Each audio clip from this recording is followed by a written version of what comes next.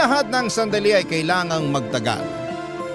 May mga oras na sapat na ang isang iglap para maranasan ang mga bagay na matagal na nating inaasam at pinapangarap.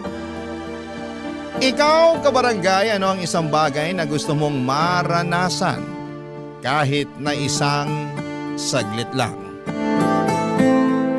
Dear Papa Dudut, kumusta po kayo? Kung ako po ang tatanungin ninyo ay masaya ako ngayon kaya ako nagpadala ng sulat sa inyo.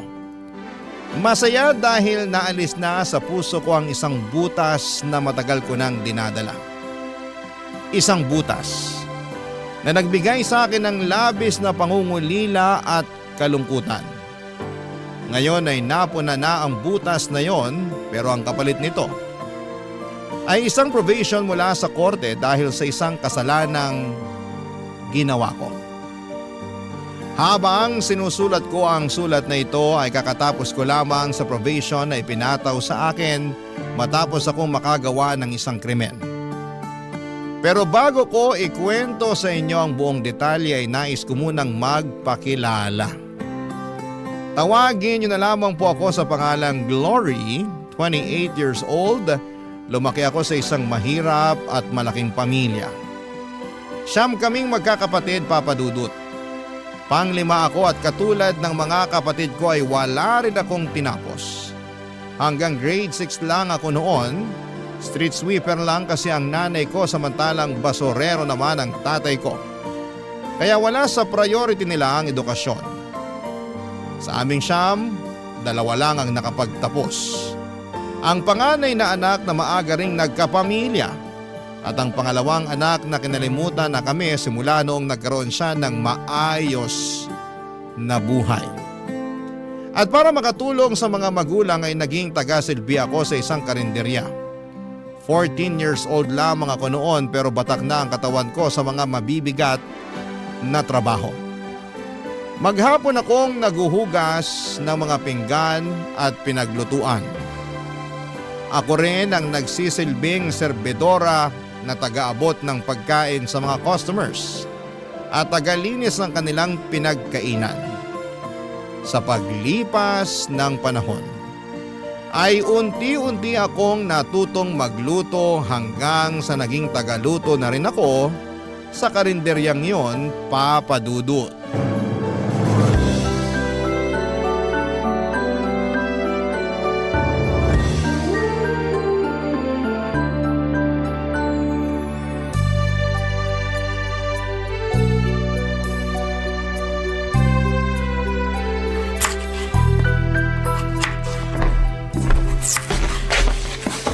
Oh, Ate Linda, maaga ka ngayon ah.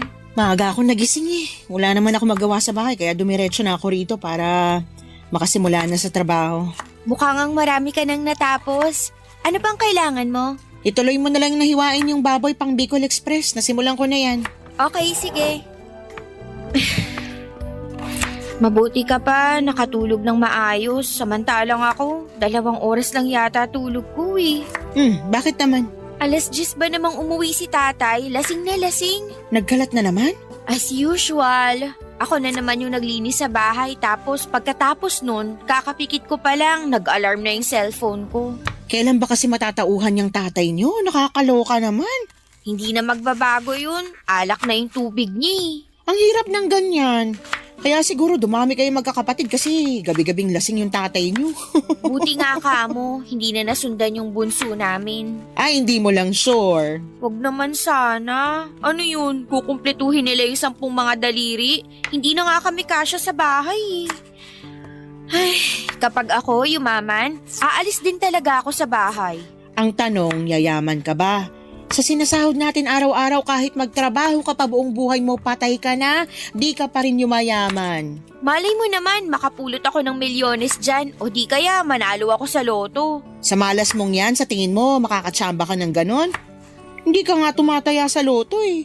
Kung sa bagay, pinanganak nga pala ako sa mahirap na pamilya. Nagkaroon pa ako ng tatay na lasinggero, tapos binigyan ako ng 8 kapatid. Paano pa kami makakaahon sa hirap niyan? Minsan talaga minamalas tayo pagdating sa kapalaran. Wala tayong magagawa dyan, bawi na lang sa next life. Siguro masamang tao ako sa previous life ko, kaya ako minamala sa buhay ngayon. Pakabait ka na lang ngayon para sa susunod mong buhay swertehin ka naman. Ay, sarap sana kung may maipagyayabang din ako sa buhay, no? Ano kaya feeling ng mga may graduation photo at diploma na nakadisplay sa bahay? Walang silbi ang diploma na yan kung hirap ka naman maghanap ng trabaho. Ako nga, may diploma tapos wala namang maayos sa trabaho. Ano ba kasi nangyari? Bakit di mo pinurse yung tinapos mo? Malas din, katulad mo. Tsaka maaga ako nagkaanak eh. Kung ano yung available na trabaho, yun na lang ang pinasok ko. Minsan din talaga, tayo rin may kasalanan ng sitwasyon natin eh. Katulad mo, maagang nagkaanak. Wala naman akong pagsisisi sa nangyari. Ang mahalaga, may asawa ako na mahal ako at anak na mahal ko. Kahit maghirap pa ako sa kakatrabaho para sa kanila, wala kang maririnig na reklamo sa akin. Kaya ikaw, kung ano man yung mga pangarap mo, subukan mong tuparin kahit gaano pa yan ka-imposible. Sana nga pala rin din ako. Gusto kong matry yung nakaupo lang sa opisina habang naka-aircon tapos papasok ako na may bitbit na kape. Gusto kong magsuot ng mga branded na damit. Gusto kong magpatayo ng sariling bahay para sa mga kapatid ko. Gusto kong makapunta sa ibang bansa. Basta, ang dami kong pangarap na sana maibigay sa akin balang araw. Alam ko na, may naisip akong solusyon para maranasan mo yung mga bagay na yan. Ano? Humanap ka ng afam! Sira ulo ka. Gusto mo makaahon sa kahirapan, di ba? Afam ang sagot dyan. Ay nako, ewan ko sa'yo. Parang pangarap din yan na mahirap din abutin eh. Wala namang magkakagusto sa akin sa itsura kong to. Ay, ate ko, ibang taste ng mga foreigner. Hindi mo lang alam, ikaw pala yung hinahanap nila. In my dreams, magluto na nga tayo. Uunahin ko na yung Bicol Express. Sige. Ako nang titira sa adobong kangkong tsaka sinigang. Marami akong pangarap sa buhay noon, Papa Dudut. Marami akong gustong maranasan. Marami akong gustong makamit at marami akong gustong mabago sa buhay ko. Pero alam ko noon na hanggang pangarap na lamang ang mga bagay na yon dahil kung magiging realistic ako, kahit araw-arawin ko pa ang pagtatrabaho ay hindi ko pa rin maaabot ang mga imposibleng pangarap na yon. Tuwing umuuwi ako sa bahay at nakikita ko ang estado ng pamilya namin, ay lagi akong napanghihinaan ng loob. Wala na talaga kaming pag-asang magbago. Dahil maliban sa batugan ang mga lalaki kong kapatid. Ang mga mas bata pa kesa sa akin ay never nakatapak sa paaralan. Gumagawa naman sila ng paraan para magkapera. Kapag maganda ang panahon ay nanlilimos sila sa mga matataong lugar. Minsan ay nangangalakal din sila ng basura o di kaya naman ay sila ang inuutusan sa lugar namin kapag may nangangailangan ng tulong. Ang karaniwang kapalit nito ay pera o di kaya'y pagkain.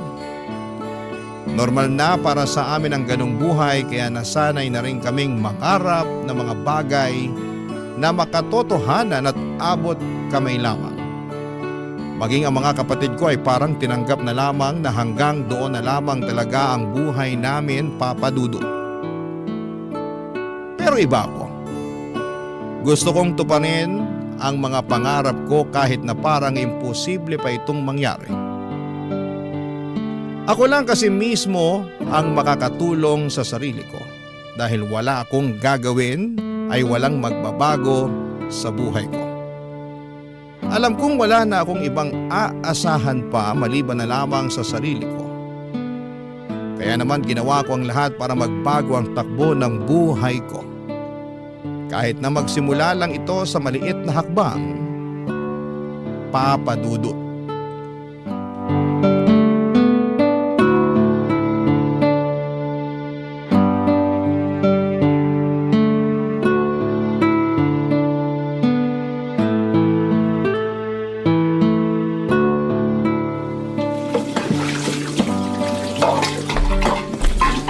Glory, tapos ka na ba sa paghuhugas dyan para makapagsara na tayo? Malapit na, mga kutsara at mangkok na lang. Tulungan na kita dyan para matapos na. Gusto ko nang umuwi eh. Naantok na ako. Sige, ikaw na lang magbanlaw ng mga to. Ilang taong ka na ba ulit? 18, bakit? Ayaw mo ba mag-aral ulit? Bata ka pa eh. Sayang naman kung hindi mo may pagpapatuloy yung pag-aaral mo. Sa ganitong edad, itabi mo ako sa mga grade 7, baka mapagkamalan pa nila akong teacher. Hindi, pwede ka mag-TESDA. Total 18 ka na. Pasok ka na sa criteria. Marunong ka namang magluto. Magkukari ka. May NC2 na yun. Pwede mong magamit para makapag-abroad. Wala talaga akong pambayad sa pag-aaral, puti. Libre ang TESDA, ano ka ba? Anong libre? Walang libre sa edukasyon ngayon.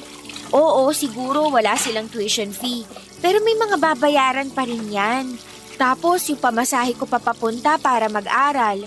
Kung titigil ako sa trabaho, saan ako kukuha ng allowance? Pag-ipunan mo o di kaya magpatulong ka sa mga kapatid mo nakapagtapos. Di ba may dalawa kang kapatid na nakagraduate ng college? Meron, pero yung isa may sarili ng pamilya. Ayoko namang pahirapan pa yung buhay ng kapatid kong yun kasi pati naman sila naghihirap din eh. Yung isa naman, hindi ko alam. Wala na kaming balita sa kanya. Ano ba kasi nangyari sa kapatid mong yon? Ay nako, ate, sobrang lala.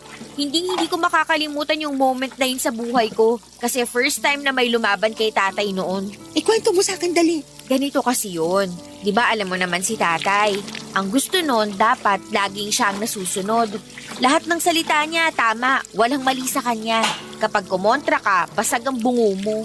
Okay, tapos? Eto na nga. Napagtapos nila si ate. Nakahanap naman siya agad ng trabaho. Siyempre, happy-happy na si tatay kasi ramdam na namin yung konting pag-angat sa buhay namin. May masasarap na pagkain na kami noon. Tapos si ate yung nagbabayad ng mga bayarin. Para bang nabawasan na yung trabaho nila kasi nandiyan na si ate na katulong nila. Aha, tuloy mo lang, nakikinig ako. Tapos isang araw, biglang umuwi si ate na may dalang balita.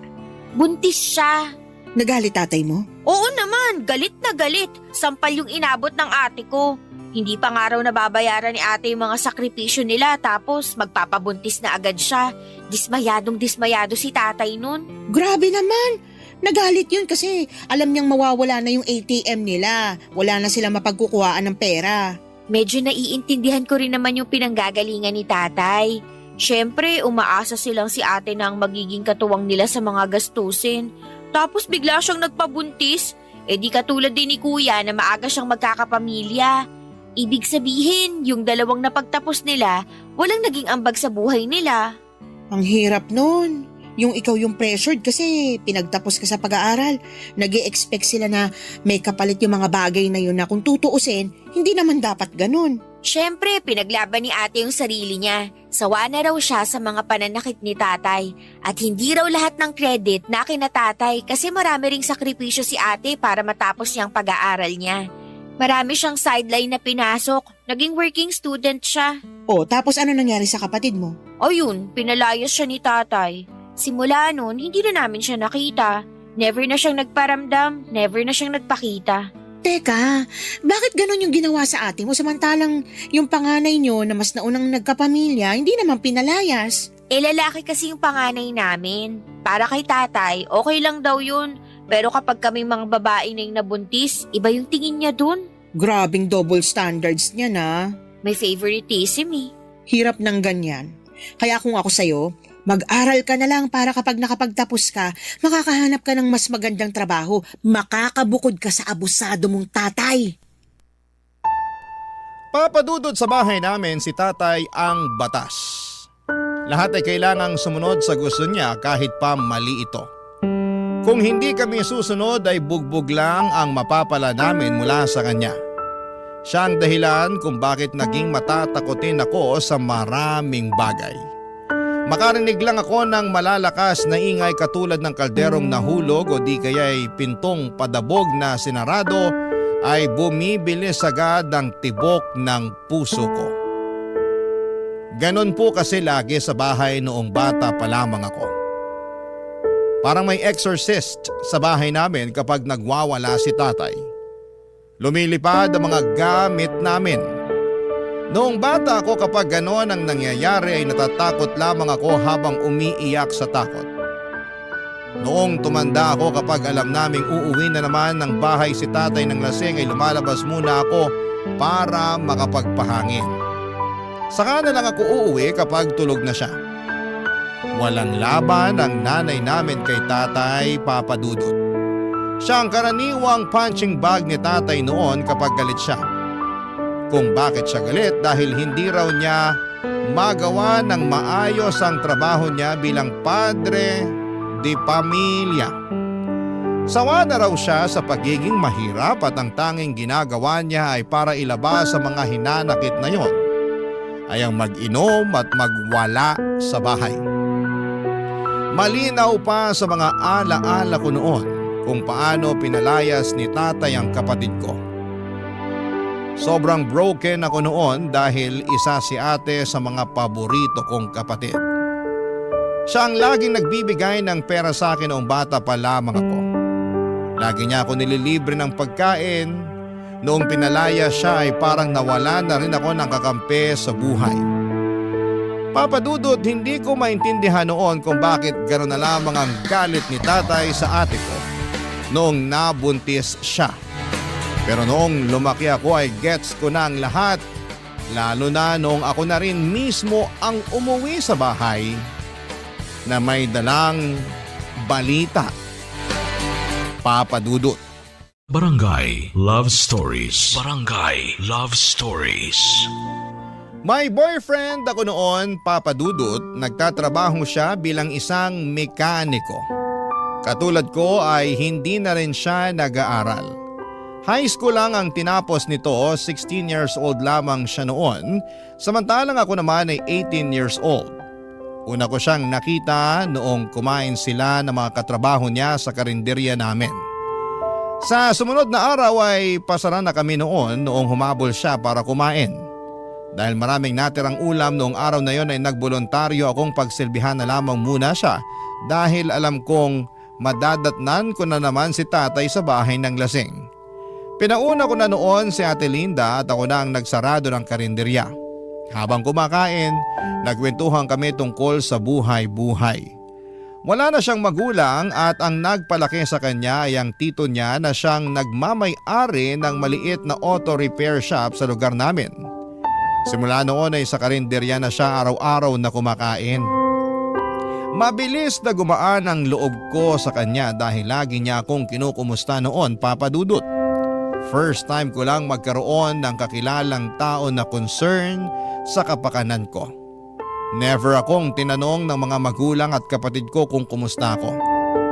Tanging siya lang ang nangungumusta sa akin. Kalauna niligawan niya ako at sinagot ko naman siya, Papa Dudut. Ang boyfriend ko na ang naging takbuhan ko kapag puno ako ng problema. Kapag masyadong makalat ang pag-iisip ko, pumupunta ako sa bahay nila para magkaroon ng kasangga. Naging tago ang relasyon namin ng boyfriend ko, Papa Dudut. Alam ko kasi na kapag nalaman ni tatay na may boyfriend ako ay magagalit siya. Ganon kasi ang nangyari sa pang-anim kong kapatid. Noong nalaman niyang may boyfriend ito ay binugbog niya hindi lang ang kapatid ko kundi pati na rin ang boyfriend nito.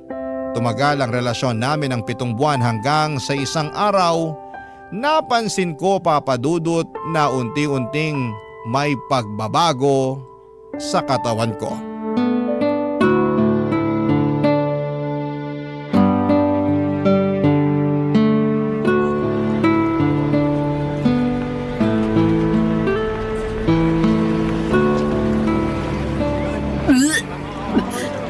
Hoy, ayos ka lang. Oo, nasusuka lang ako sa amoy ng patis. Ang tagal mo na nagtatrabaho dito. Ngayon ka pa masusuka sa amoy ng patis? Tsaka patis lang yan. Ewan ko ba, bigla na lang naging sensitive yung pang-amoy ko. Yung mga malalakas ang amoy, bagoong, pabango, pati amoy ng sigarilyo. Kapag nakakaamoy ako noon, bigla na lang sumasama pakiramdam ko. Kailan nagsimula ito? Halos isang buwan na rin siguro. Ano pang nararamdaman mo maliban sa pagiging sensitive ng pang-amoy mo? Lagi akong pagod tsaka mabilis mahilo, lalo na sa umaga. Hindi kaya buntis ka? Ha? Hindi ah. Bakit naman ako mabubuntis? Morning sickness yung nararamdaman mo. Sintomas yan kapag buntis ang isang tao. Ganyan ako nung nagbuntis ako eh. Ate, wag mo akong tinatakot ng ganyan. Hindi kita tinatakot, seryoso ako. Na-try mo na bang mag-pregnancy test? Hindi. Hindi ko alam kung paano yun eh. Subukan mo para malaman natin kung ba't ka nagkakaganyan. O di kaya, magpunta ka sa health center. Magpa-check up ka doon, libre lang yun. Natatakot ako. Paano kung buntis nga ako? Kung buntis ka, wala tayong magagawa. Kagagawan mo yan eh. Sabi ko naman sa'yo, mag-ingat ka. Maingat naman ako. Talaga ba? Magkakaganyan ka ba kung nag-iingat ka? Ay naku, Glory, ang bata mo pa para magkaroon ng anak. 19 ka pa lang, di ba? Paano mo bubuhayin yung anak mo na yan? Hindi yun yung problema ko kundi si tatay. Baka mapatay ako noon kapag nalaman niyang buntis ako. Ikaw naman kasi. Alam mo naman na sobrang stricto ng tatay mo. Aware ka na nga sa mga consequence tapos ganyan pa ginawa mo. Hindi ko naman to ginusto eh. Hindi mo ginusto o baka hindi mo lang inaasahan? Kasi magkaiba yon. Alam mo, Glory, lahat ng mga desisyong ginagawa natin sa buhay may kaakibat na bunga yan. Nagkaroon ka ng boyfriend, ginawa nyo kung ano man yung ginawa nyo. Ngayon, yan ang bunga. Tapos anong kahihinat na ng pagbubuntis mo? Magagalit sa'yo yung tatay mo. Tapos ano? Palalayasin ka rin tulad ng ginawa niya sa ate mo. Sinasabi ko pa naman sa sarili ko na hindi ko gagawin yung ginawa ni ate. Paano ko niyan ngayon? Natatakot ako, Ate Linda. Baka palayasin din ako ni tatay. Hindi ka ba matutulungan ng nanay mo? Wala namang laban si nanay kay tatay eh. Lagi lang siyang nakasunod sa mga desisyon ng tatay namin. Kumpirmahin mo muna kung buntis ka nga talaga. Saka mo nalang problemahin yung mga bagay na yan kapag alam na natin kung ano talagang estado mo. Paano kung buntis nga talaga ako? Anong gagawin ko niyan? Alam ko yung takot na nararamdaman mo ngayon. Normal lang yun.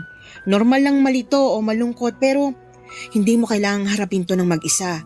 May boyfriend ka naman, hindi ba? Magtulungan kayo. Eh paano kung pati siya hindi niya alam gagawin niya? Ilang taon na ba tong boyfriend mo? 16. Naku, Diyos mio.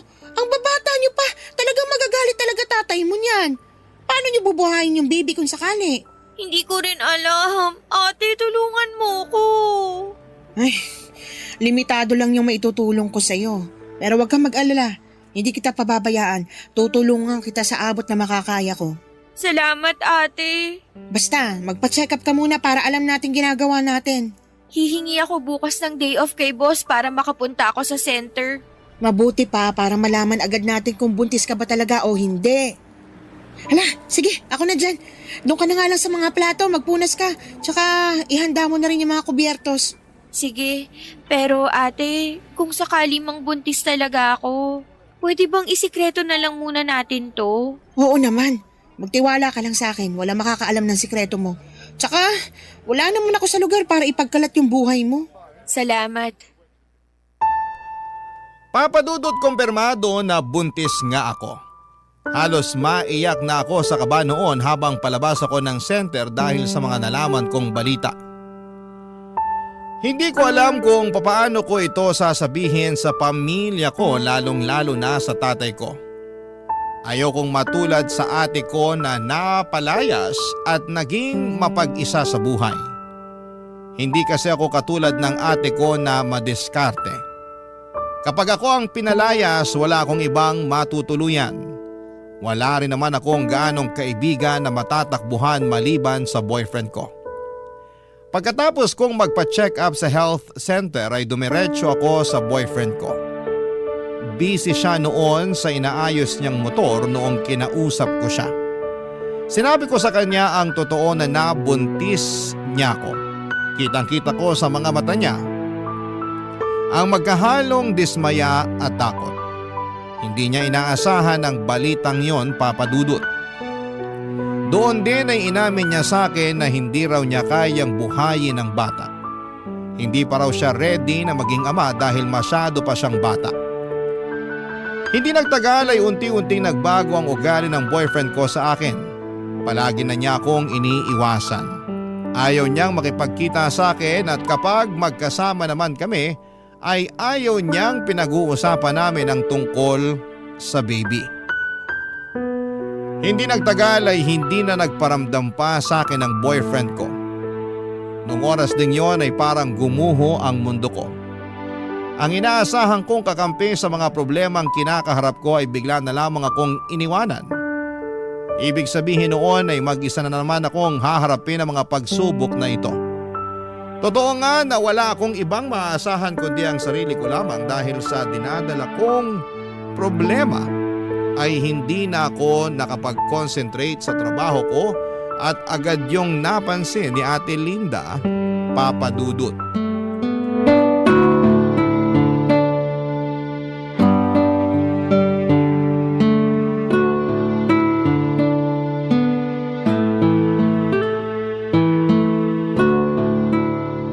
Hoy, Glory!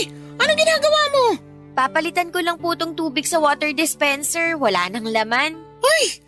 Ako na dyan! Ano ka ba? Bawal magbuhat ng mabibigat na bagay ang buntis. Itabi mo na yan. Ako na magpapalit niyan mamaya. Ganun ba? Hindi ko alam eh. Magsain ka na lang ng kanin para mamayang gabi. Paniguradong dito na naman kakain yung mga taga-construction. Sige, dadalawahin ko na ba? Isa na lang muna. May laman pa naman yata yung malaking rice cooker eh. Oo, meron pa. Isa na lang muna. Gamitin mo yung maliit. Oh, nga pala. Wala na ba talagang paramdam yung boyfriend mo? Wala na. Parang di na ako kilala nung taong yun eh. Bata pa kasi kaya walang pananagutan. Pero dahil siya ang ama, nasa batas yan na dapat suportahan niya yung bata ano man ang mangyari. Hindi naman ata nasusunod yung batas na yan eh. Kaya maraming lalaki dyan na anak ng anak tapos kayang iwan yung mga anak nila kasi wala namang nangyayari dyan sa child support na yan. Sa bagay, totoo naman. Sa bahay niyo, wala naman silang napapansin tungkol sa'yo. Wala. Ganun kami sa bahay eh. Walang pansinan kaya mahihirapan silang malaman na buntis ako. Hindi nga nila ako makumusta eh. Di madali lang pala itago yung tiyan mo kung sakali. Kaso, ang problema ko kapag nanganak na ako, paano natin itatago yung bata? Yun ang totoong problema. Willing naman akong kupkupin kayo ng anak mo kung sakali pero pansamantala lang yun. Ipalaglag ko na lang kaya to hanggat maaga pa. Hoy, gusto mo bang mapunta sa impyerno? Tsaka, illegal ang abortion dito sa Pilipinas, makukulong ka niyan. Mas gugustuhin ko na lang makulong kaysa harapin ko yung tatay ko kapag nalaman niya yung totoo.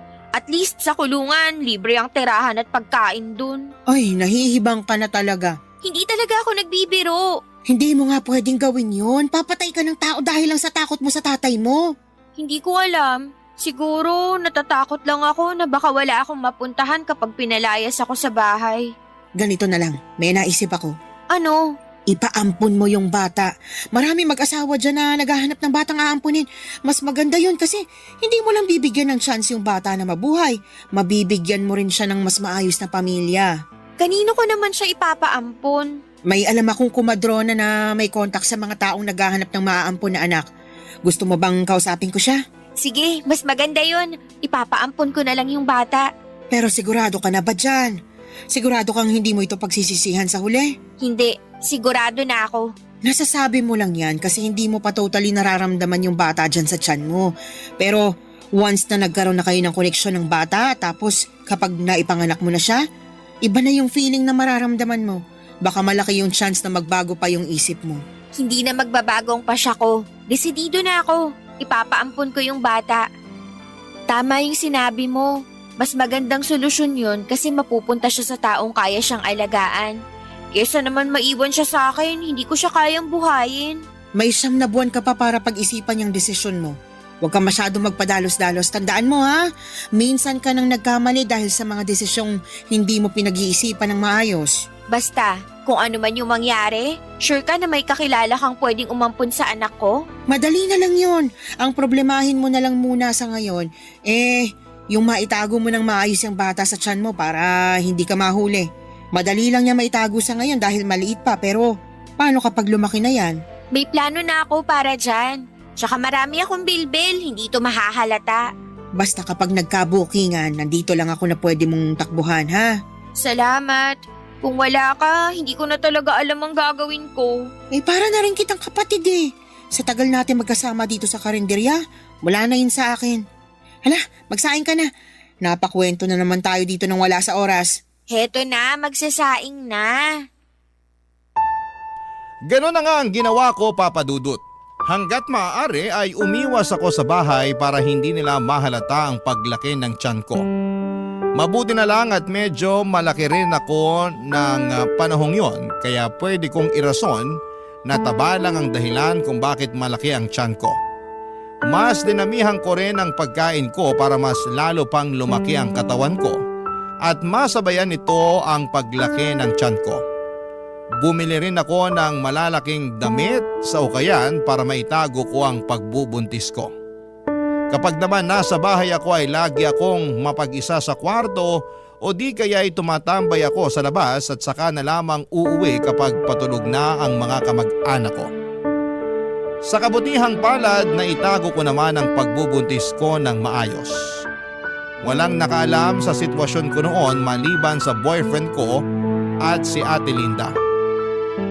Noong nag-labor ako sa kalagitnaan ng gabi ay tiniis ko noon ang sakit. Gusto ko mang sumigaw. Sa sakit na nararamdaman ko ay hindi ko magawa dahil baka magtaka ang mga kasama ko sa bahay. Buong magdamag ay sinikap kong itago ang nararamdaman ko. Kinakausap ko pa si baby na huwag munang lumabas at antayin na lamang niya na mag-umaga.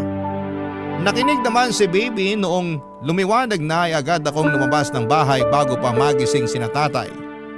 Tinawagan ko si Ate Linda para kontakin ang kakilala niyang komadrona.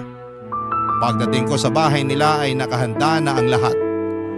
Doon ko pinanganak ang baby ko, Papa Dudut.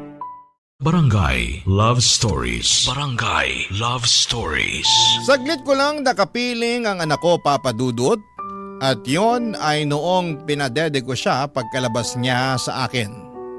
Pagkatapos noon ay inihiwalay na nila sa akin ang bata para hindi na raw ako magkaroon ng koneksyon sa kanya. Baka raw kasi magbago pa ang isipan ko na ipaampon ito kapag nahagkan ko na ang baby ko na karaniwang nangyayari sa mga inang may bagong silang na sanggol. Bago kinuha sa akin ang anak ko ay napansin ko na may balat ito sa mukha niya sa ilalim ng kanyang kanang mata. Itim ito at mapusyaw na parang mapa ng Palawan. Napanaginipan ko pa yon noong nakatulog ako pagkatapos kong manganak. Pagkagising ko ay wala na sa bahay nila si Ate Linda at ang baby. Ang sabi sa akin, agad daw nilang tinawagan ang mag-asawang gustong umampon sa anak ko. Pagkarating nila ay inuuwi na nila ito kapalit ang paunang bayad sa bata. Saka ko na lang daw makukuha ang kalahati ng bayad kapag legal na nilang naampon si baby. Hindi ko alam pero nakaramdam ako ng kaunting kalungkutan noong nalaman kong wala na ang baby ko. Matagal ko pong inihanda ang sarili ko para sa bagay na yon dahil yun naman talaga ang plano. Pero iba pala ang feeling kapag nangyari na ito. 9 na buwan ko ring nakasama ang baby ko at ngayong wala na siya sa piling ko ay para bang napakalaki ng nawala sa akin. Simula noong araw na yon ay hindi na nawala sa puso ko ang lungkot na nararamdaman ko, Papa Dudut.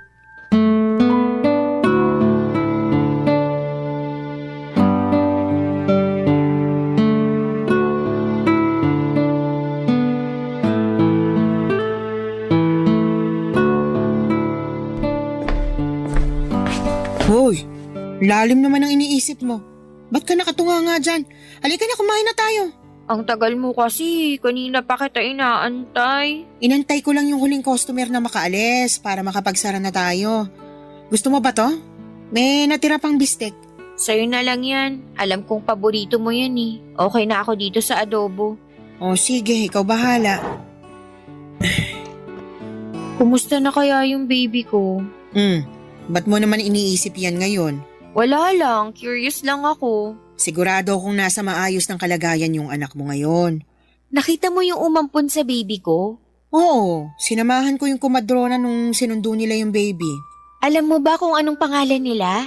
Hindi ko na tinanong, tsaka hindi mo rin naman pwedeng malaman yung pagkakakilanlan nila eh. Bakit naman? Sa pagkakaalam ko, may confidentiality pagdating sa ganyan. Kung tama ako, close adoption yung mangyayari. Closed adoption? Ano namang ibig sabihin nun? Closed adoption ang tawag kapag ayaw makipagkilala ng adoptive parents sa biological parents. Pero bakit naman? Ewan ko, for privacy siguro. Tsaka baka natatakot sila na baka isang araw, bigla ka na lang magpakita sa pintuan nila para kunin yung anak mo. Pero legal naman yung pag-ampon nila eh. kapag natapos na yun, wala na akong magagawa kahit gusto ko pang kunin yung anak ko. Kasi kapag natapos na yung adoption process, wala na akong karapatan sa bata. Totoo naman yun, pero irespeto na lang din natin yung gusto ng adoptive parents. Tandaan mo, sila ang nagligtas sa'yo mula sa problema mo. Nakatulong din naman ako sa problema nila eh. Nagkaroon sila ng anak dahil sa akin. Ayun nga, so pareho na kayong walang problema. Pareho na dapat kayong mag-move on. Ewan ko, para kasing ang bigat sa dibdib. Parang ang laki ng kasalanang ginawa ko.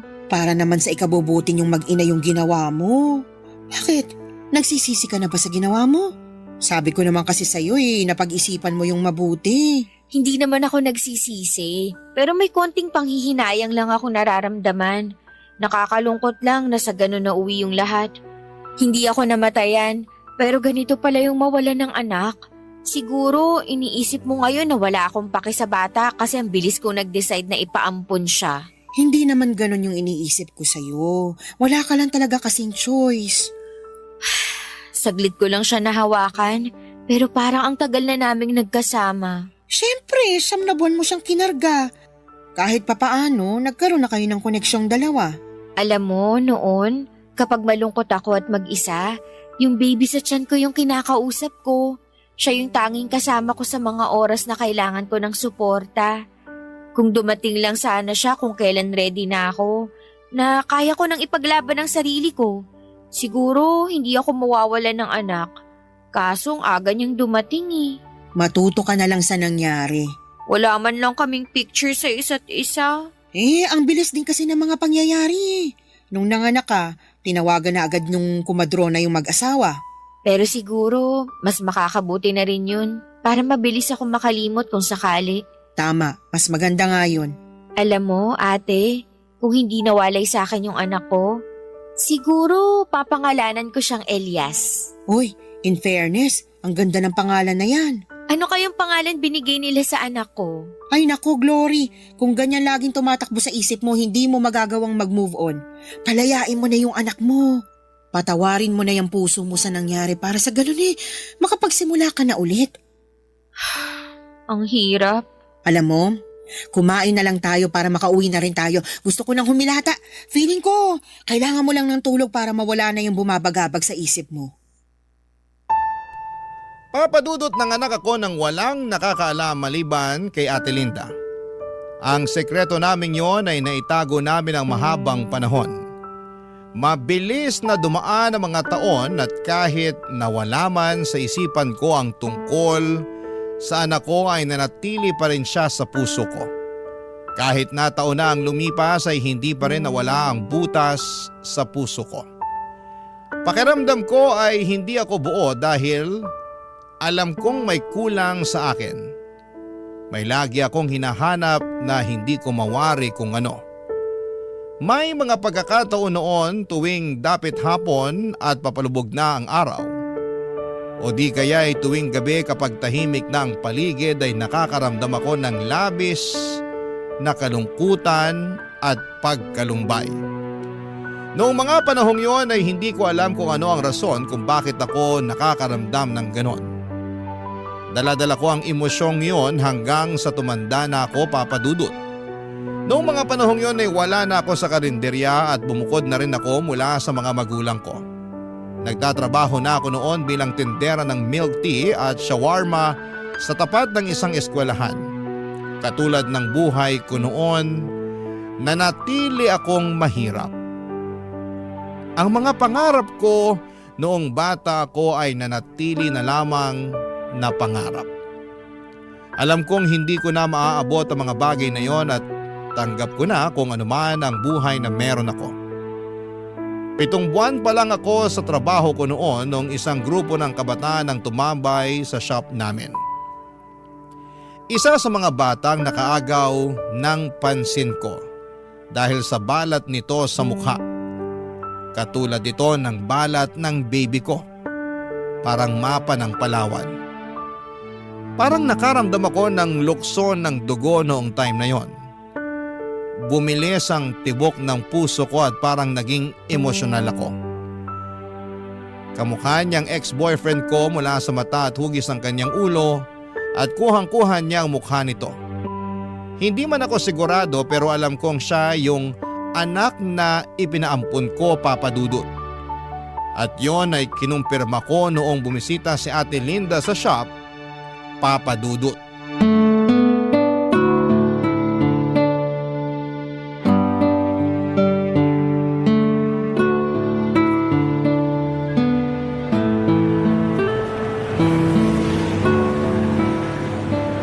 Kumusta naman ang babaita? Oh my gosh, Ate Linda! Long time no see! Anong ginagawa mo rito? Gusto ko lang matikman yung shawarma nyo. Balita ko, mabili raw yan eh. Paano mo pala nalaman na nandito ako? Sa Facebook! Lagi ko kaya nakikita mga selfie mo. Oh, na-miss kita. Wait lang, igagawa kita ng bestseller namin dito. Libre kita. Ayun no, yan ang gusto ko. Mabilis lang ba yan? Mabilis lang to. Maupo ka muna dyan. O sige. So, kumusta ka na? Eto, medyo umayos-ayos naman ang buhay ko. Hindi na katulad ng dati na hirap pagdating sa pera. Sana all, may asawang promoted. Congrats pala. Nakita ko yun sa FB post mo. Hey, salamat. Ikaw naman, single ka pa rin ba hanggang ngayon?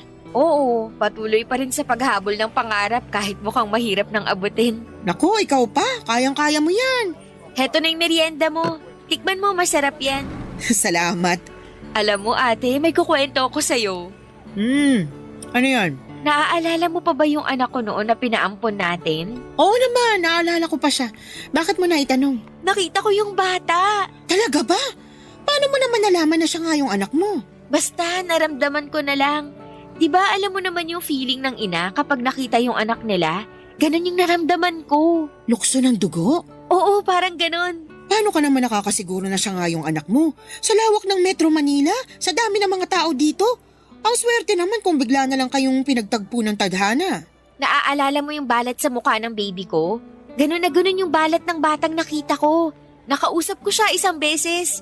9 years old na raw siya. Sakto yun sa edad ng baby na pinanganak ko noon. Wala ka pa ring pruweba na yun nga yung anak mo. Meron. Siya mismo nagkwento sa akin na hindi siya totoong anak ng mga magulang niya. Ganon daw ka-honest yung mga magulang niya sa kanya, kaya habang bata pa, inamin na nila yung totoo. At paano mo naman nalaman yung mga bagay na yan? May tiwala sa akin yung bata. Sukoy ko kaya silang magkakaibigan dito. Nako, Glory ha, hindi ko gusto kung saan papunta tong usapan na ito. Bakit naman? Masaya lang ako na makita yung anak ko na nasa mabuti siyang kalagayan. O tapos, kung anak mo talaga siya, anong gagawin mo ngayon? Hindi ba dapat nakalimutan mo na siya ngayon? Hindi mo na dapat siya iniisip kasi iba na yung mga magulang niya, hindi na ikaw. Oo, alam ko. Pero gets mo naman ako, di ba? Ina ka rin at walang inang makakalimot sa anak niya. Pero iba kasi yung sitwasyon mo. Kahit ano pa yung sitwasyon ko, anak ko pa rin siya. Hindi naman siguro masama na makapiling ko siya kahit ilang saglit lang. Huwag mo sabihin sa akin magpapakilala ka sa kanya bilang totoo niyang ina.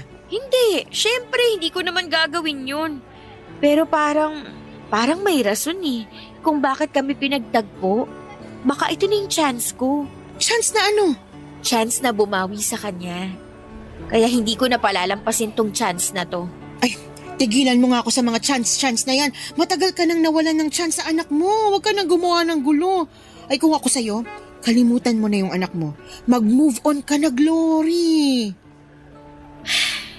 Ano ibig sabihin ng buntong hiningang yan? Wala. Tama ka. Tama lahat ng mga sinabi mo. Pero nandito na siya eh. Abot kamay ko na siya. Ay bahala ka. Basta pinagsabihan na kita ha. Huwag kang gumawa ng ikakapahamak mo. Huwag kang mag-alala. Wala akong gagawing masama. Papa Dudut, naging regular customer ko ang mga batang tinutukoy ko. Tuwing nakikita ko sila ay sumasaya ang puso ko at gumagaan ang loob ko. Isang hapon habang uwian na ang mga bata ay dumaan sa shop ang bata para bumili ng milk tea niya. Noong oras na yon ay isang ideyang pumasok sa isipan ko. Inimbitahan ko siya na maglaro sa parke at nabanggit kasi niya na never pa siyang nakakapunta sa park dahil sobrang busy ng mga magulang nito para ipasyal siya. Pumayag ang bata na sumama sa akin at iniwan ko ang shop sa katrabaho ko at sumaglit kami sa pinakamalapit na parke. Pagkatapos maglaro ay nagpunta kami sa isang fast food at binili ko siya ng ice cream. Isang bagay na malimit din daw ibigay sa kanya ng mga magulang niya. Halos 3 oras din kaming nagkasama, Papa Dudut, at sa mga oras na yon ay napakasaya ng puso ko. Para bang bigla na lamang nawala ang lungkot na nararamdaman ko. Sa maikling oras ay naranasan kong magpakaina sa anak ko. Pagkatapos ng pagsasama naming dalawa ay binalik ko siya sa eskwelahan nila. Doon ay naabutan namin ang mga magulang ng bata na may kasamang pulis. Binalik ko sa kanila ang bata at nag-explain kung ano ang nangyari. Pinaratangan nila akong kidnapper kahit na nagpakilala ko sa mga magulang ng bata na ako ang totoo niyang ina. Mas naggalit pa sila noong nalaman nila yon, kaya kinasuhan nila ako. Hindi naman gaano mabigat ang parusang ipinataw sa akin dahil first offense ko pa lamang yon at wala namang masamang nangyari sa bata physically and emotionally, ay binigyan lang ako ng probation. Pinagbawalan din akong lumapit sa bata at magpakita sa kanya. Sinunod ko ang lahat ng yon nang walang pag-aalinlangan. Ang mahalaga ay nasubukan kong makasama ang anak ko at nalaman kong nasa mabuti siyang kalagayan at maganda na ang buhay nito. Pagkatapos ng probation ay lumipat ako ng trabaho at tirahan. Nagsimula ulit ako. Pero sa pagkakataong ito ay magaan ang loob ko dahil unti-unti ko na ring napapatawad ang sarili ko. Dito na po nagtatapos ang sulat ko, Papa Dudut. Maraming salamat po. Ang inyong forever kapuso at kabarangay, Glory. Anong say mo sa Barangay Love Stories na ito? Pagkwentuhan natin sa comment section yan. Ang mga kwento ng pag-ibig, kwento ng buhay, at kwento ng pag-asa dito sa Barangay Love Stories. Love Stories. Kung kayo ay bubuo ng pamilya, dapat ay magkasama kayo ng iyong kapareha sa hirap at sarap. Hindi yung sa hirap mo lang siya gustong makasama at sa sarap ay maghahanap ka na ng iba. Ikaw, kabarangay, gaano ka ba kaloyal sa iyong kinakasama? Dear Papa Dudut, may mga tao na todo-todo magmahal. Yung bang binansaga na silang martir dahil hindi nila magawang bitawan at iwanan yung taong iniibig nila. Pero sila rin yung mga tao na matiisin at mapagpasensya. Yun bang kahit paulit-ulit nang sinaktan ay nahahanap pa rin sa kanilang puso ang magpatawad. Hanggang ngayon ay naniniwala pa rin ako na kahit kailan ay hindi kahinaan ang magmahal. Bago po ang lahat ay tawagin niyo na lamang po ako sa pangalang Lala, 33 years old, taga Sariaya, Quezon. Pero dati ako nagtatrabaho at tumira sa Pasig. Programa ninyo, Papa Dudut, ang tumulong sa akin upang magkaroon ng libangan o mga panahong huminto na ako sa pagtatrabaho dahil nagkaanak na kami ni Roy. Nagkakilala kami taong 2019 noong nag-factory worker ako sa pinagtatrabahuhan niya, kung saan delivery truck driver naman siya. Tulad ng ibang love story ay mabilis kaming nagkapalagayan ng loob. At dahil pareho naman kaming single ay naging madali sa aming mapalapit sa isa't isa. Noong nabuntis ako ay tinira niya ako sa bahay ng nanay sedes niya. Pangako sa akin ni Roy na pag-iipunan niya ang pambukod namin. Umasa ako sa sinabi niya pero nagtatlong taong gulang na lamang ang anak namin ay hindi pa rin kami nakaalis sa poder ng nanay niya, Papa Dudut.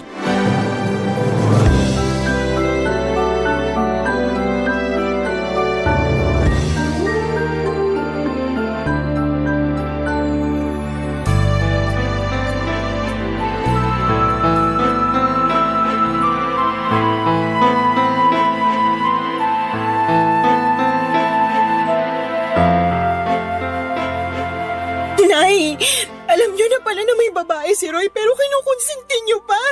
Ha? Ano ka konsinti ka dyan? Kilala niyo yung tinutukoy ko. Yung bagong salta na tindera dyan sa malapit na bakery na lagi niyong pinagbibilan ng pandesal. Nakalimutan niyo na siguro na nung isang araw kasama niyo kami ng anak ko na bumili doon tapos kinumusta ng babaeng yun si Roy. Kayo naman kung todo balita sa nangyayari sa kinakasama ko. Para yun lang. Paano mo naman naisip na babae nga yun ni Roy? Paano ko naisip? Siyempre, narinig ko kayo na nirereto siya doon. Bakit ka ba nakikinig sa usapan na may usapan? Huwag niyo na pong ibahin ang usapan. Ay! Oo, sige na. Babae nga ng anak ko yung tindera dun sa bakery. Sinasabi ko na nga ba? Pwede ba? Huwag kang matungal dyan na para kang baka. May ano pang isipin ng mga kapitbahay natin? Isipin na nila kung anong gusto nilang isipin. Wala akong pakialam. Naku, kahit kailan talaga wala kang hiyain, no? Bakit? Kayo ba meron nun? Ano sinabi mo? Bastos ka! Kayo po yung mas bastos. Pag hindi talaga ako nakapagpigil, masasabunutan kita, Lala. Alam mo yung ugali mong ganyan? Yan yung dahilan kung bakit ayaw sa'yo ng anak ko. Kaya di na ako magtataka kung pinagpalit ka niya sa iba. Hindi naman ako magkakaganito kung hindi dahil sa anak nyo. Yan, yung pagiging maingay mo at palingkera yung madalas reklamo ni Roy sa akin. Yan po bang sumbong sa inyo ni Roy? Oo, lagi na lang malungkot yung anak kong yon. Mukhang depressed lagi kasi inaaway mo raw. Hindi totoo yan. Nag-iimbento lang siya. Ay, ginawa mo pa talagang sinungaling ang anak ko. Sinungaling naman po talaga yung anak nyo. Kanino pa ba siya magmamana? Eh di sa inyo rin na nanay niya. Aba, sumusobra ka na talaga, ha? Halika rito, para masabunutan kita. Aray ko, Nay! Nasasaktan po Dapat ako! lang yan sa'yo. Di ba naman masyadong matalin ang dila mo? Ay! Sumusobra ka na talagang babae ka. Kayo po yung sumusobra. Kayo ni Roy. Dapat talaga iwanan ka na ng anak ko eh. Kung tutuusin, wala naman siyang mapapala sa'yo. Paano walang mapapala? Dahil ba wala akong trabaho? Ah! Kawawa naman ang Roy ko. Mag-isang kumakayot para sa inyo ng anak mo. Anak din po ni Roy yung anak ko. Apo nyo rin po, kaya ano po ba pinagsasasabi nyo dyan? Ah, basta! Simula nang dumating kayo sa pamamahay na to, parang bumigat na ang pamumuhay namin. At kasalanan niyo yun. Kayo talaga ang malas sa buhay namin. Kaya huwag ka nang magulat kung isang araw, iwanan ka na ng anak ko. Papadudot, mag-isang anak na lalaki ng biyanang kong babae si Roy, kaya naman mahal na mahal niya ito. Bunso rin ito sa 3 magkakapatid. Ang 2 ate ng kinakasama ko ay may sarili ng pamilya at wala na sa poder ng nanay nila. Laging sinasabi ni Roy na nagdadalawang isip siyang umalis sa bahay nila dahil daw maiiwang mag-isa ang biyanang ko. Pero nahihirapan akong makisama sa ugali ng nanay niya na likas ang pagiging taklesa at pakialamera. Oo, may mga araw na magkasundo kami pero mas lamang pa rin yung hindi kami magkasundo. At kapag nangyayari yon ay mas pinipili ko na lamang na manahimik dahil nga nanay pa rin siya ng kinakasama ko. Pero sa isip ko, Papadudot, ay gusto ko pa rin bumukod kami para magkaroon ako ng peace of mind. Kaya lang nang dahil sa pambababae ni Roy at pangungonsinti ng nanay niya ay bigla akong nakaramdam ng pag-aalinlangan sa dibdib ko. Sa totoo lang ay 2 taon pa lang ang anak namin noon ay napansin ko na ang panlalamig sa akin ng kinakasama ko. Siyempre bilang babae ay meron tayong instinct na baka may iba na siyang kinakalokohan. Inoobserbahan ko lang si Roy dahil ayoko ma-stress masyado sa kanya. Magaling ang mister ko, kumbaga sa kriminal ay marunong siyang magtago ng mga ebidensya. Pero wala namang lihim na hindi nabubunyag at nadagdagan lang ang sama ng loob ko sa pangungonsinti ng nanay niya. Kaya nga hindi ko na napigilang sumabog ng araw na yon at manibugho, Papadudot.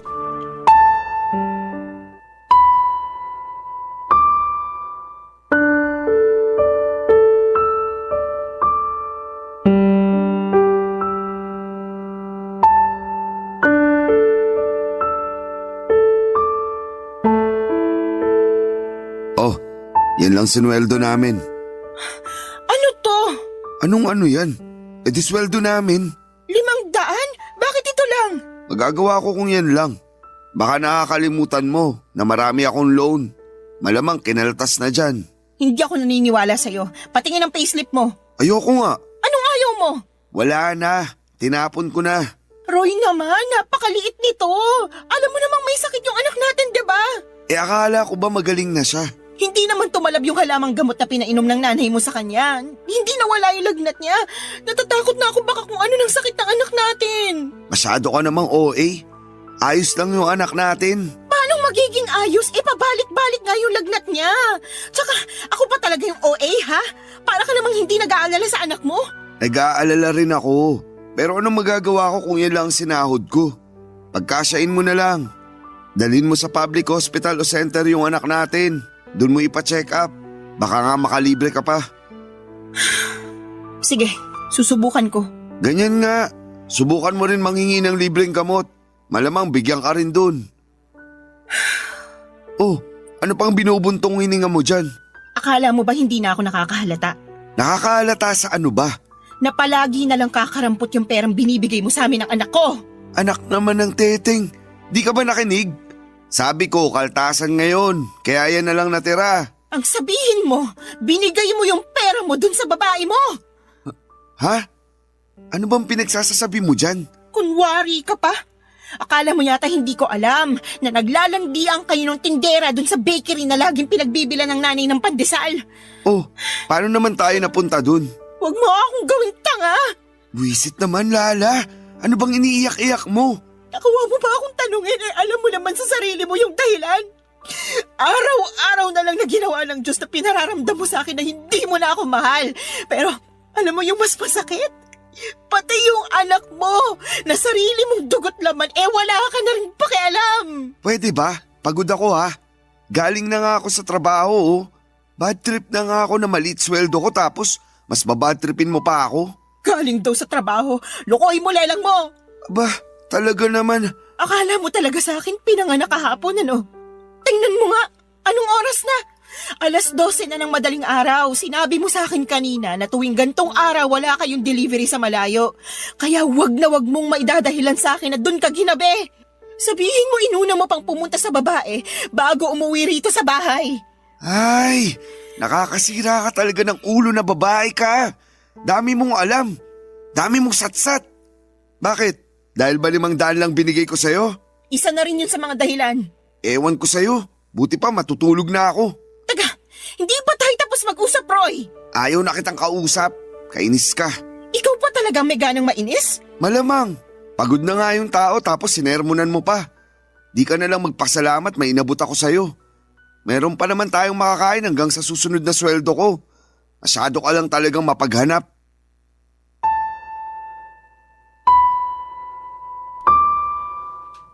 Papadudot kahit na hindi aminin ni Roy na may iba siyang babae ay ramdam ko na meron talaga.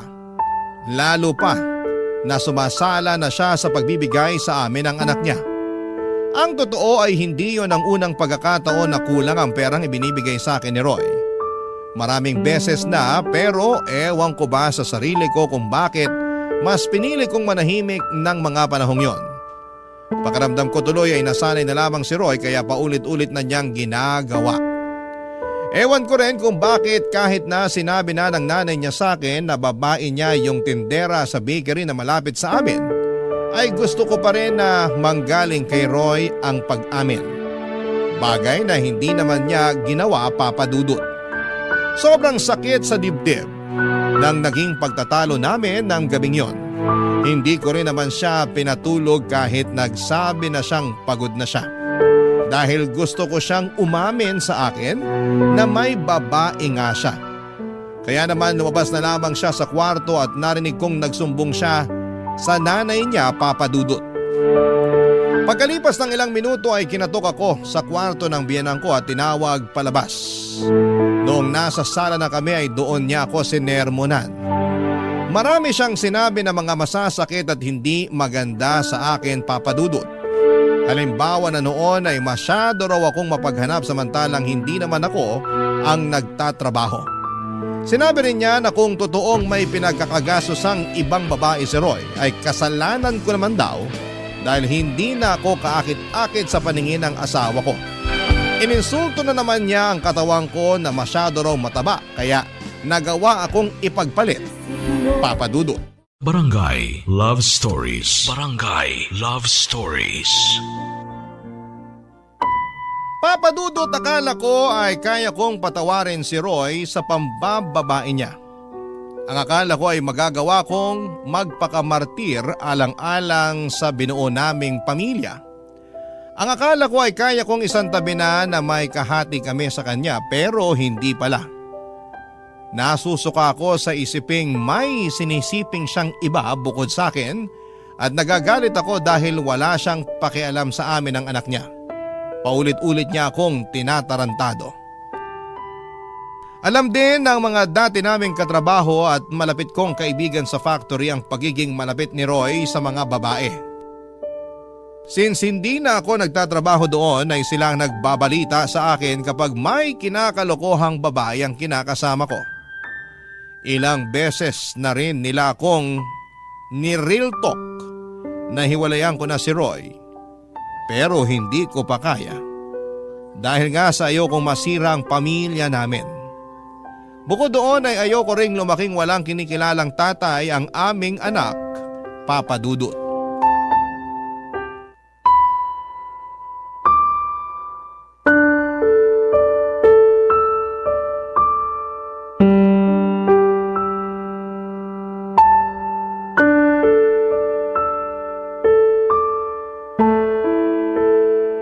Lala, masayiin mo nga yung likod ko. Sakit na eh. Busy ako. Anong busy? Tulog naman anak natin. Ano pa bang gagawin mo? Marami. Magsasampay pa ako ng mga damit natin. Akala ko naman tapos ka na maglaba. Hindi pa. Kasi pinakain ko pat pinatulog yung anak natin. Mabuti sana kung tinutulungan mo ko kaso hindi naman. Pagod ako. 6 na araw kaya ako nagtrabaho. Ngayon na nga lang day off ko, patutulungin mo pa ako sa'yo sa paglalaba. Oh, edi sana ikaw na lang muna nagpakain sa anak natin. Sana tapos na ako sa pagsasampay. Bakit ko gagawin yun? Pagod nga ako. At trabaho ng mga babae yun.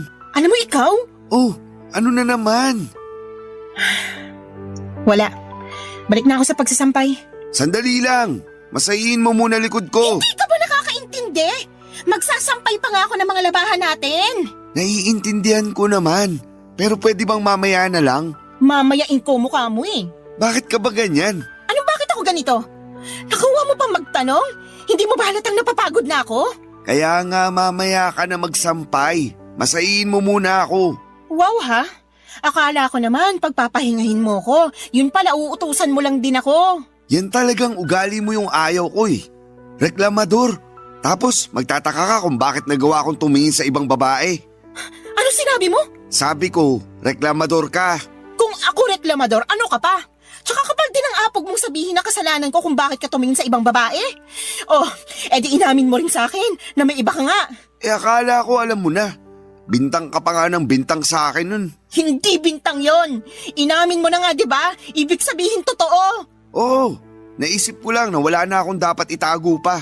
Saka di naman tayo kasal eh. May karapatan akong tumingin sa iba. Kasi wala naman akong pananagutan sa'yo. Ano? Naririnig mo ba yung sarili mo? Walang pananagutan sa akin eh, may anak tayo, Roy! Oo, pero magkakaanak na rin kami ni... Ano sinabi mo? Pwede bang kumalma ka muna? Nakakagulat ka naman eh. Bigla-bigla kang sumisigaw. Aray ko! Bakit ka ba nangahampas? Tanong-tanong ka pa eh, kulang pa nga yung pangahampas ko sa'yo. Tsaka kapal na mukha mong sabihin sa akin na nabuntis mo yung kabit mo. Nakakadiri ka. Ano sa palagay mo dapat na maging reaksyon ko, ha? Matuwa ako? Magpa-party ako at ipaglatag ka ng red carpet kasi magkakaanak na kayo ng kalantari mo? Hindi naman, pero... Alam mo, ayoko na. Ha? Anong ayaw mo na? Ayoko na ng ganitong buhay kasama ka. Pagod na ako kung alam mo lang. Hindi ito yung klase ng pagod na madadaan sa tulog. Papahinga, wasak na ako dahil sa ginagawa mo sa akin. Kung makapagmalaki ka pa, na kaya ka tumingin sa iba ay dahil sa pagiging reklamador ko, kapal mo talaga, Roy. Saan ka pupunta? Wala ka na doon. Basta, aalis na kami ng anak mo sa pamamahay na to. Lala naman, wag mo naman gawin sa akin to. Bakit hindi? Hindi mo naman na kami mahal eh. Saka sabi mo magkakaanak na kayo ng babae mo. Eh di doon ka na. Congratulations sa inyo ah. Uy, seryoso ba talaga yan? Iiwanan niyo ako ng anak natin? Correction, anak ko lang. Simula sa araw na to, hindi mo na sa anak. Hindi ka na niya tatay. Hindi mo na rin ako live-in partner dahil tapos na tayo! Papa Dudut, galit na galit ako kay Roy nang malamang kong nabuntis niya ang kalantari niyang babae. Pakiramdam ko ay dobling beses niya akong pinagtaksilan. At hindi ko naisip na meron pa palang mas ilalala ang kaya niyang gawing pananakit sa akin. Ang sama-sama niya, Papa Dudut. Durog na durog ako ng mga panahong yon at iyak ako ng iyak, pero alam ko na wala na rin naman akong magagawa pa. Yun ang naging hudyat para magkalakas ako ng loob na makipaghiwalay kay Roy. Alam ko na mas priority talaga niya ang pambababae niya kesa sa amin ang anak niya, Papa Dudut. Ilang taong ko ring pinagtiisan ang hindi pagiging mabuting padre de pamilya at provider ni Roy. Dagdagan pa ng pangungonsinti ng nanay niya na sobrang perpekto sa mga ginagawang kabalbalan ni Roy, Papa Dudut. Ayoko na. Pagod na ako. Sinagad na ni Roy ang pasensya ko kaya naman mabilis akong nag-alsa baluta ng araw na yon at umuwi kami ng anak ko sa bahay ng Mama Berta ko na nasa Quezon Province. Buti na lamang kahit paano ay may naitabi akong perang pamasahe pero kinapos pa rin yon.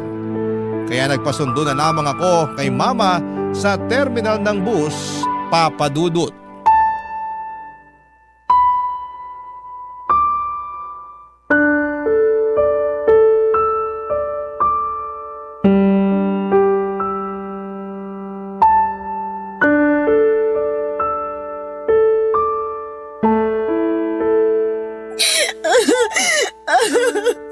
Kung hindi pa naman tinamaan ng lintik yung Roy na yan. Halika, samahan mo ako sa kanila dun sa Pasig. Puputulin ko yung pagkalalaki niya. Wag na po. Saka ayoko na rin pong bumalik sa kanila. Pwes, ako ang babalik para maipaghiganti kita. Hindi na po kailangan. Ayoko na po ng gulo. Ewan ko, hindi ako mapakali. Gusto kitang ipaghiganti. Sobrang sama ng ginawa ng Roy na yun sa'yo, nak. Tapos pati nanay niya kinukonsinti siya. Apa talaga naman? Opo, inahayaan niya pang babae yung anak niya. Pinalalabas na kasalanan ko kasi marami raw akong pagkukulang. Babalatan ko sila ng buhay mag-ina eh. Kailan pa nila ginagawa yun sa'yo? Matagal ko na pong nararamdaman na may babae si Roy. Pero nito lang sa umamin at ang masahol pa, nabuntis na raw niya. Matagal na pala pero tiniis mo lang. Ayoko lang kasing masirang pamilya namin eh. Ayokong mawalan ng tatay ang anak ko. Mas mabuti pang lumaki na walang kinikilalang tatay yung anak mo. Kesa meron nga pero nuknuka naman ang katarantaduhan. Buti naman natauhan ka na, Lala. Kaya nga po. Mali ko lang kasi pinatagal ko pa. Hinayaan ko dahil umaasa ako na sa huli. Kami pa rin ang anak niya yung pipiliin niya. Hindi niya kayo deserve ng anak mo. Kaya tama lang na iniwan mo ng lalaking yon. Magsama sila ng babae niya.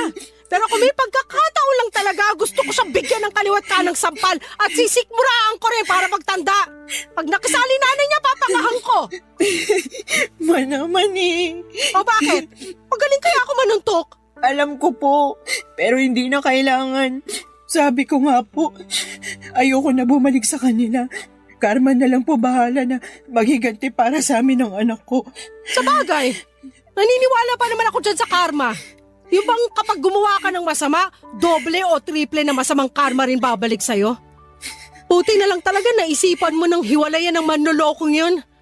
At umuwi kayo rito ng apo ko. Kasi welcome naman kayo rito sa bahay. Salamat, Ma. At sorry din dahil ang tanga-tanga ko. Dapat noon ko pa ginawa na makipaghiwalay kay Roy. Hindi na sana ako nasaktan ng gusto. Hayaan mo na. Nangyari na eh. Tsaka sabi mo ayaw mo namang masirang pamilya nyo. Ayaw mong mawalan ng tatay yung anak nyo. Ibig sabihin, Nilaban mo. Pero si Roy talaga yung may diferensya rito. Kulang yata sa bakuna yung taong yun eh. Pareho sila ng nanay niya may pagkasintu-sinturin. Pag naligaw talaga yun dito sa Quezon, makakatikim yun sa akin ng suntok sa muka. Paawat na po kayo. Hindi ko lang matanggap na ginano nilang kaisa-isang anak ko. Yun ay kinagagalit ko. Sana naiintindihan mo. Wala namang magulang na naghahangad na masaktan ng iba mga anak nila. Naiintindihan ko po kayo. Kaya lang bilang anak, ayoko naman na mapahamak kayo sa kagustuhan yung maipaghiganti ako laban sa kanila sakaling mag-cross ulit yung landas namin. Pero sana, wag na talaga kahit kailan. Sana nga. Naniniwala naman ako sa iyo na kaya mong itaguyod ang anak mo eh. Kakayanin ko po. Oo naman. Malakas ka. Matapang kang babae. Ako kaya nanay mo. Tsaka nandito lang kami ng tatay mo para tulungan kang bumangon. Papadudot mabait si Mama at ang kinakasama niya na tinuring ko na rin parang tunay na ama dahil hinayaan nila kami ng anak ko na magstay sa bahay nila. Matagal na panahon na rin simula nang umalis ako sa Sariaya para hanapin ang kapalaran ko sa Maynila. Doon ako nakapagtrabaho at nakapagrenta ng maliit na apartment bago ko nakilala si Roy. Wala akong kapatid at wala rin namang anak ang mama ko sa tatay-tatayan ko at tanging pagtitinda lamang ng mga gulay at prutas sa may tabing kalsada ang pinagkakabalahan nila. Kaya naman masayang-masaya sila dahil umuwi kami ng anak ko. Sa paglipas ng mga araw ay sinabi ko sa sarili ko na gusto ko na lang mag-focus sa pag-move on kay Roy at intindihin ang anak ko. Kaya nga kahit masakit, mahirap at nakakatakot ay sinimulan kong umusad. Butit nandyan ang mama ko na handang umalalay sa akin at sa loob nga lang ng isang buwan ay unti-unti ko nang naibabalik ang dati kong pagkatao na sinira at winasak ng dati kong kinakasama, Papa Dudut. Barangay Love Stories. Barangay Love Stories. Papa Dudut, mabilis na lumipas ang 2 buwan. Masasabi ko na gumanda na ang disposisyon ko sa buhay at oo, nandun pa rin yung kirot at panghihinayang para sa pangarap kong pamilya na kasama si Roy.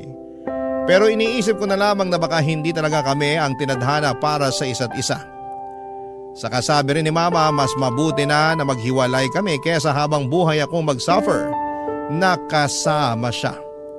Feeling ko kasi ay mamamatay talaga ako sa konsumisyon sa dati kong kinakasama, Papa Dudut. Bukod sa pag-aalaga sa anak ko ay tumutulong ako kina Mama at Papa sa pagtitinda. Masaya ako dahil nagkaroon ako ng bagong pag-asa sa buhay matapos ng pinagdaanan kong kabiguan.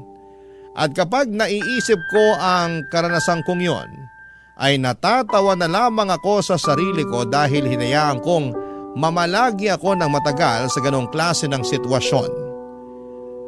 Pero sa bagay, nagmahal lang naman ako at kahit kailan ay hindi yon kahinaan o kasalanan. Kaya lang isang araw ay nakatanggap ako ng tawag sa cellphone mula sa isang unknown number.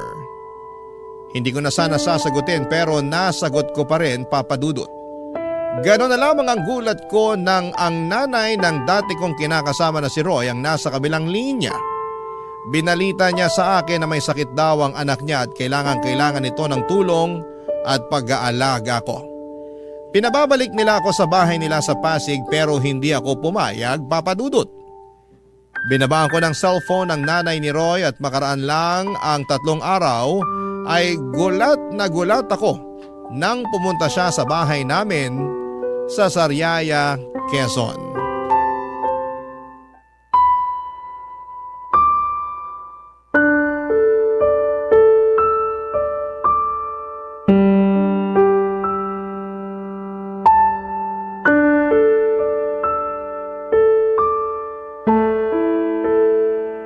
Nay, tuloy po muna kayo. Kala ko hindi mo na ako papapasukin dito sa bahay niyo. Tagal mo akong tinitignan sa harap ng pinto eh. Pasensya na po, nagulat lang ako. Siguro hindi mo akalain na makikita kita, no? Gano'n na nga po. Maupo po muna kayo. Ikukuha ko kayo ng juice. Ay, hindi na kailangan. Wala rin naman akong planong magtagal pa rito sa bahay nyo. Lala, may bisita ka pala? Ay ma, kayo pala. Ikaw ang nanay ni Lala? Oo. Eh ikaw, sino ka? Ako si Sedes, nanay ni Roy. Roy? Yung manloloko? Hinay-hinay ka sa pananalita mo tungkol sa anak ko, ha? Ikaw ang maghinay-hinay. Baka nakakalimutan mo nasa pamamahay kita. Ay, talaga naman. Lala, pagsabihan mo nga yung nanay mo, sabihin mo, matutong rumispeto. Opo. Wow! Ako pa pala ang walang respeto rito, Sedes. Baka nakakalimutan mong ikaw at ang magaling mong anak ang hindi rumispeto sa anak kong si Lala. Akala mo ba hindi ko alam ang panloloko ng anak mo sa anak ko? At pati na rin pangungunsinti mo sa kalokohan ng Roy na yon. Ha? Ano sinasabi mo? Ma, huwag niyo na pong awayin si Nanay Sedes. Ano wag gawain na isa tong malakas ang loob pumarito sa bahay natin? Ano bang ginagawa mo rito, ha? Ano? Ito kasing anak mo si Lala. Kausap ko lang nung nakaraan sa cellphone. Pero binabaan ako ng tawag. Buti na lang alam ng anak ko kung saan yung bahay nyo. Kaya pumunta na ako.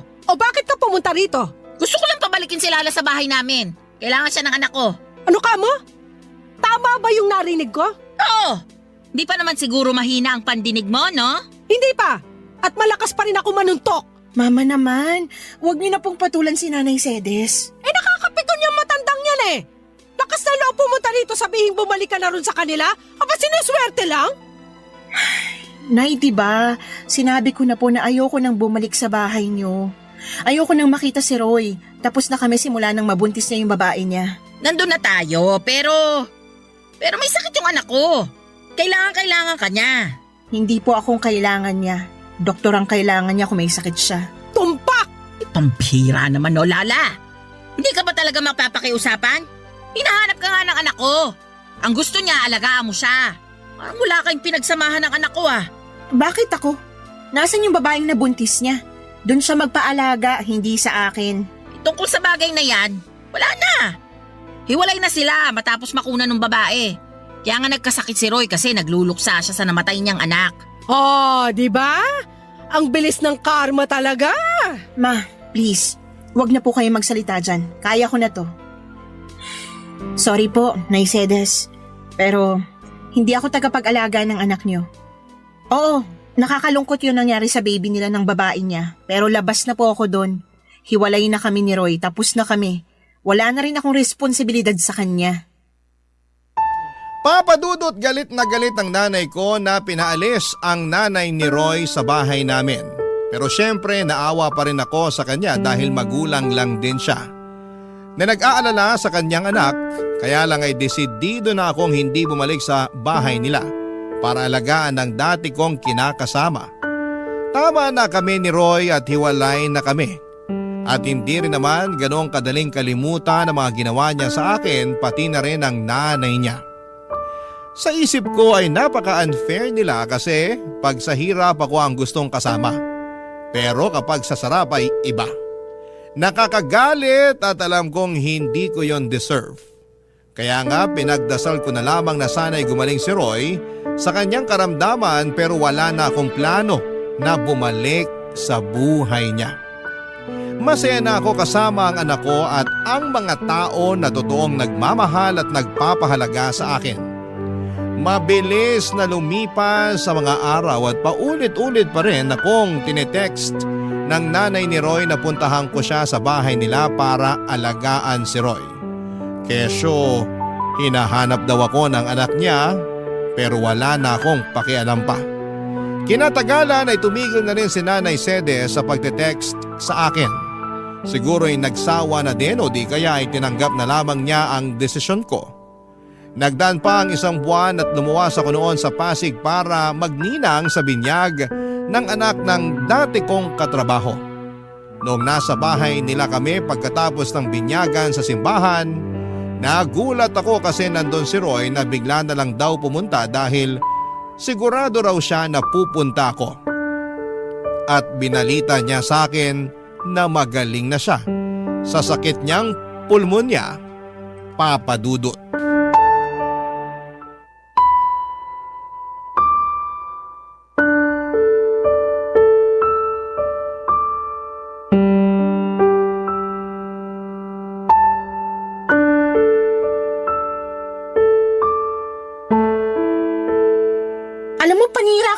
ikaw eh.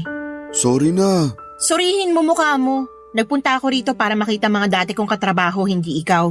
Alam ko naman yun pero ito na lang yung paraan na naisip ko para makausap ka. Hindi mo na rin kasi sinasagot yung mga text at tawag namin sa'yo ni nanay. Ay, sorry ha. Hindi ko na rin natatanggap. Nakablock na kayo sa akin. Ang kulit nyo kasi mag-ina eh. Hindi mo na ba talaga kami mapapatawad? Yung nanay mo, napatawad ko na. Pero ikaw, hinding-hindi. Lakas ng tama mo, no? Nakuha mo pa talagang itanong sa akin ang bagay na yan? Umaasa pa rin kasi ako na magkakabalikan tayo. Siraan na lang ang tuktok ko pag binalikan pa kita. Pero may anak tayo. May karapatan pa rin ako sa bata. Hindi ka naman nagpakatatay sa anak natin eh. Ayaw mo nga na alagaan siya, di ba? Dami mo pa nung dahilan, kesyo pagod ka. Nagawain ko yun kasi babae ako. Nakakapikong ka na. Kaya nga nagbabagong buhay na ako. O, anong gagawin ko sa pagbabagong buhay mo? Lala naman, wag mo naman gawin sa akin to. Gagawin ko kung anong gusto kong gawin. Ikaw nga, ginawa mo lang din noon yung gusto mo eh. Alam ko naging siraulo ako. Alam ko marami akong pagkukulang sa inyo ng anak natin. Pero pinagsisisihan ko na yun lahat. Hindi mo na ba ako pwedeng patawarin? Hindi mo na ba ako pwedeng bigyan ng pangalawang pagkakataon? Binibigay lang ang pangalawang pagkakataong sinasabi mo sa mga taong deserving. Pero ikaw, hindi ka kasama sa mga taong yon, Roy. Huwag ka nang umasa na makikipagbalikan pa ako sa'yo dahil matagal na tayong tapos. Maawa ka naman sa akin oh. Naawa ka ba sa akin nung niloko mo ako? Naawa ka ba sa akin nung pinagmukha niyo kung pangit ng nanay mo para lang makonsinti ang pambababae mo? Hindi naman, di ba? Kaya sabihin mo, bakit ako maaawa sa'yo? Mabuti pa umalis ka na. Lala naman, huwag mo akong paalisin. Anong wag paalisin? Eh, hindi ka naman imbitado rito. Tsaka sinisira mong araw ko, nakakainis ka na.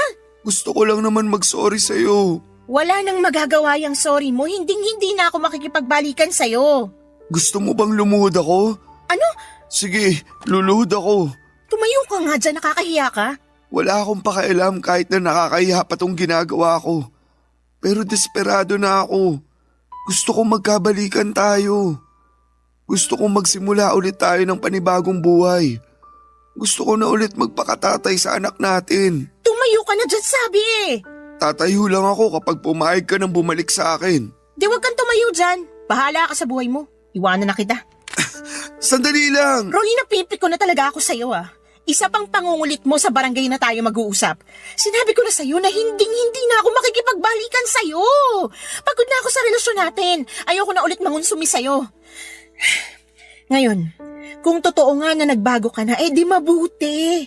Pero hindi ibig sabihin doon na natatapos yung mga kasalanan mo sa akin. Kung alam mo lang kung gaano kalalim yung sugat sa puso ko na kagagawan mo. Sana hindi na lang kita nakilala noon. Sana hindi na lang kita minahal.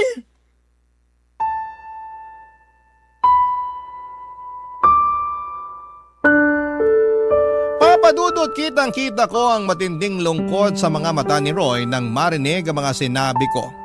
Pero wala na akong pakialam pa. Tinalikuran ko na siya at bumalik sa bahay ng katrabaho ko. Nakita ko naman na umalis na rin siya kaya kahit papaano ay napanatag na ako. Kaya lang ay aminado ako na hindi ko na na-enjoy ang araw na yon dahil sa pag-eksena ng dati kong kinakasama. Bukod doon ay nanginginig pa ang katawang ko sa engkwentro namin. Pero wala akong pinagsisihan na tinanggihan ko ang pakikipag-ayos niya sa akin. Kung noong nagkasakit siya ay nagawa ko siyang tiisin. Alam ko sa sarili ko na magagawa ko ulit yon. At hanggang sa kasalukuyan ay masaya ako sa desisyon kong tuluyang makipaghiwalay na sa kanya, Papa Dudut. At ang huling balita ko ay nag-resign na raw siya sa pabrika na pinagtatrabahuhan niya.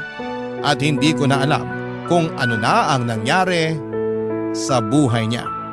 Basta sa ngayon ay focus na lamang ako sa sarili ko at sa aking anak. Maraming salamat po, Papa Dudut, sakaling mapili po ninyong basahin ang istorya ng buhay ko. Sana po'y kinapulutan po ito ng aral at inspirasyon ng mga kabarangay natin na huwag manatili sa mapang-abusong relasyon. Matuto tayong piliin ang ating sarili. Huwag tayong magpakamartir. God bless po sa inyong istasyon and more power, Papa Dudut. ang inyo forever kapuso at kabarangay, Lala. Barangay Love Stories. Barangay Love Stories. Anong say mo sa Barangay Love Stories na ito? Pagkwentuhan natin sa comment section yan. Nagustuhan ng iyong napakinggan? Ituloy yan via live stream sa www.gmanetwork.com/radio.